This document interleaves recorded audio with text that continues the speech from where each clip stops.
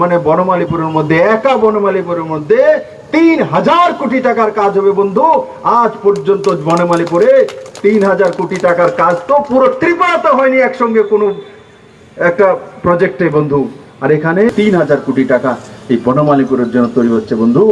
বনমালীপুর ইতিহাস তৈরি করবে, বনমালীপুরের নাম পুরো দুনিয়া মনে রাখবে, ভারতবর্ষ মনে রাখবে।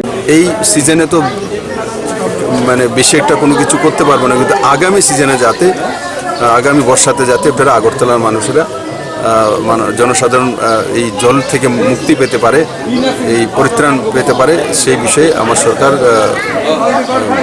বদ্ধপরিকর আর সেই দিশাতে কাজ করবে। আগরতলা প্যারাডাইস চৌমুহনীস্থিত রবীন্দ্রপল্লী সরকারি আবাসনের কি অবস্থা! সামান্য বৃষ্টিতেই একেবারে জলমগ্ন, গাড়ি বাইক তো নষ্ট হচ্ছেই, কমপ্লেক্স এলাকায় আবাসিকদের ভোগান্তি এটা নিত্যদিনের। সামান্য বৃষ্টিতেই একেবারে জলের তলায় পুরো কোয়ার্টার কমপ্লেক্সের সামনে রাস্তা, লন সব কিছু। বাচ্চারা স্কুলে যেতে পারে না, আবাসিকরা অফিসে যেতে পারে না। এই নিত্য দুর্ভোগ থেকে মুক্তি প্রয়োজন।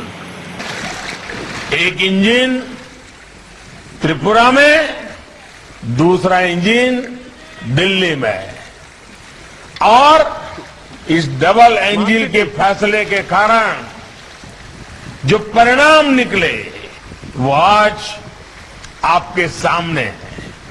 কিভাবে কাজ করছে ভাবাই যায় না। এত সুন্দর রাস্তা, আপনি মানে এত ভালো লাগছে এখানে। তো আমি একবার বলেছিলাম, যারা উন্নয়ন দেখতে পান না, একবার ক্যাটারেক্ট অপারেশনটা আপনারা করিয়ে নিন।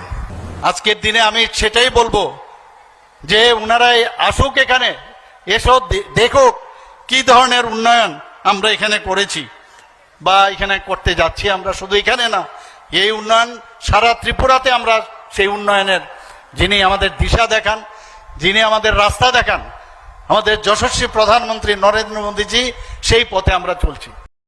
ये परिवर्तन क्या होता है, ये पड़ोस में त्रिपुरा में हम अनुभव कर रहे हैं।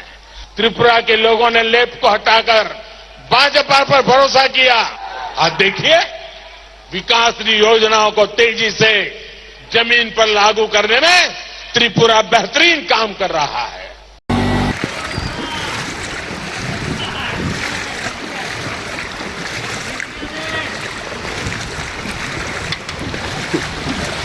Smart city